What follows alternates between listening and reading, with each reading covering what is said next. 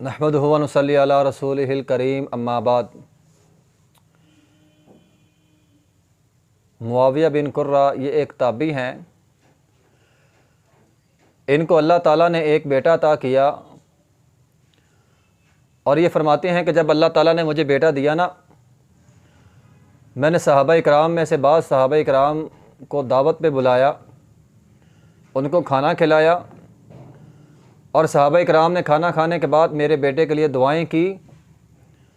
تو بعد میں نے دیکھا جو صحابہ اکرام نے میرے بیٹے کو دعائیں دی تھی،